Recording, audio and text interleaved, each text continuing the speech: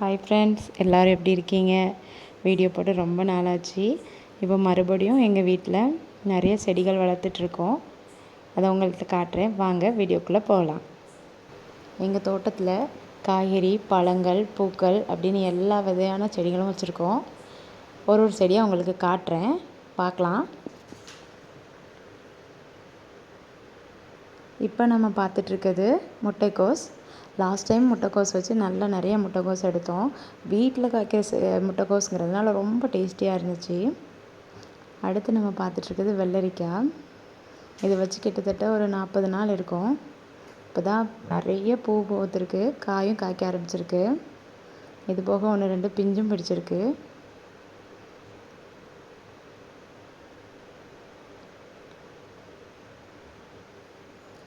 அடுத்து நம்ம பார்க்க போகிறது கம்பு கிழங்கு. இதை கப்பக்கிழங்கு, குச்சிக்கிழங்கு இப்படி ஒருத்தரும் ஒரு மாதிரி சொல்கிறாங்க. நாங்கள் கம்பு கிழங்குன்னு சொல்லுவோம். நீங்கள் என்ன சொல்லுவீங்கன்னு கமெண்டில் சொல்லுங்கள். பக்கத்தில் கற்றாழையும் வச்சுருக்கோம். இதுவும் வச்சு ஒரு 3 வாரம் ஆகுது.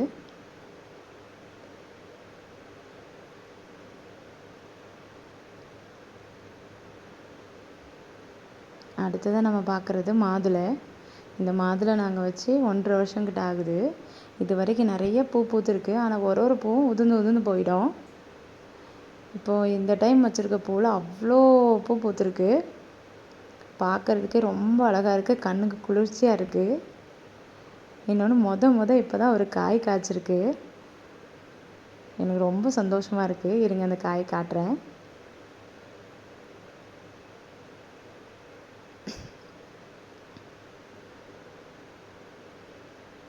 பூ எவ்வளோ கலர்ஃபுல்லாக அழகாக இருக்குது. இப்போ நம்ம பார்க்குறது குண்டு மல்லி. இது என் ஹஸ்பண்ட் எனக்காக அவங்க ஆஃபீஸ்லேருந்து எடுத்துகிட்டு வந்தாங்க. அவ்வளோ ஒரு வாசனையாக இருக்கும். பூத்தா ரொம்ப பெரிய பூவாக இருக்கும். அது பூத்ததுக்கப்புறம் நான் உங்களுக்கு காட்டுறேன். இப்போ பார்த்துட்ருக்குது மிளகாய். இது நம்ம நார்மலாக வீட்டில் யூஸ் பண்ணுற மிளகாய் இல்லை, கொடை மிளகாய். இப்போ தான் ஃபஸ்ட் டைம் வச்சுருக்கோம். காய்ச்சதுக்கப்புறம் பார்க்கலாம் எப்படி இருக்குன்னு. இது கத்திரிக்கன்று. கத்திரி செடி இப்போ தான் வச்சுருக்கோம்.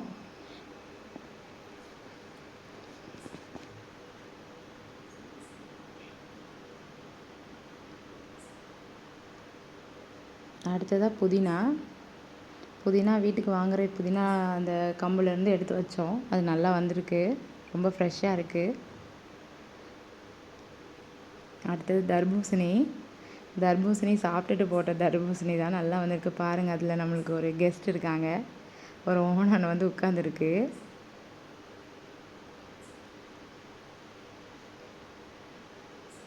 அடுத்தது புடலங்காய். இதில் ஒரு புடலை கொடி படர்ந்துருக்கு. அது பக்கத்துலேயே சுண்டைக்காய் செடி நிற்குது. நிறைய பூ வந்திருக்கு. இப்போ தான் காய்க்க ஆரம்பிச்சிருக்கு. அடுத்தது நம்ம வீட்டு எலுமிச்சையில் ஒரு பெரிய தேன் கூடு வச்சுருக்கு.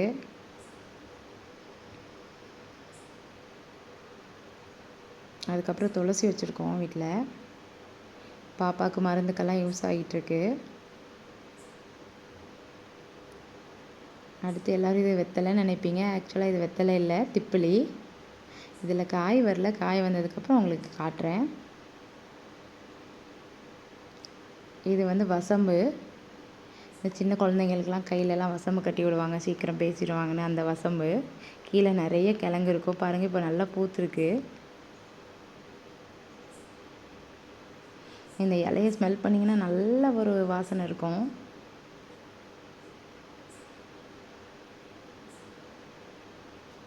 அடுத்தது கொய்யா. இந்த கொய்யா வச்சும் 1.5 வருஷம் ஆகுது. இது வரைக்கும் பூத்த போதெல்லாம் எதுவும் இதை மாதிரியாக உதச்சு. இப்போ மறுபடியும் ஒரே ஒரு பூ பூத்துருக்கு. காய்க்குமான்னு தெரியல, பார்க்கலாம். அடுத்தது பிச்சிப்பூ, ஜாதி முல்லைன்னு சொல்கிறாங்க. இதுவும் வச்சுருக்கோம். நிறைய பூ பூக்குது.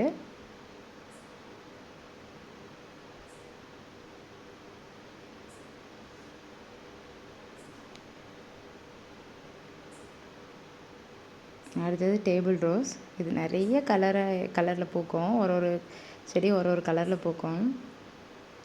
பார்க்குறதுக்கு ரொம்ப அழகாக இருக்குன்னு ஒரு சின்ன தொட்டியில் வச்சுருக்குறோம். எல்லோ, ரெட்டு, பிங்க்கு, ஆரஞ்ச், ஒயிட்டுன்னு எல்லா கலர்லேயும் இருக்குது. அடுத்து எங்கள் வீட்டு ரோஜா செடி, ஒரே ஒரு ரோஜா செடி தான் வச்சுருக்கேன் இப்போதைக்கு. நல்லா பூத்துருக்கு. லாஸ்ட் டைம் ஒரு 10 பூக்கிட்ட பூத்துருந்தது, பறித்தோம். இப்போ ஒரு பூ விரிஞ்சிருக்கு, இன்னும் நிறைய மொட்டும் இருக்குது. ரொம்ப கலர்ஃபுல்லாக இருக்கும்.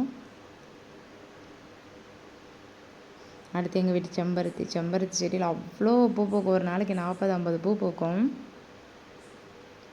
பார்க்குறதுக்கு அவ்வளோ அழகாக இருக்கும். சாமி படத்துக்கெல்லாம் வைக்கிறதுக்கு யூஸ் பண்ணுவோம். இன்னும் வெளியில் முருங்கை, இன்னும் கொஞ்சம் செடிகள்லாம் இருக்குது. உங்களுக்கு அடுத்த வீடியோவில் காட்டுறேன். இவ்வளோ நேரம் பொறுமையாக பார்த்ததுக்கு தேங்க்ஸ்.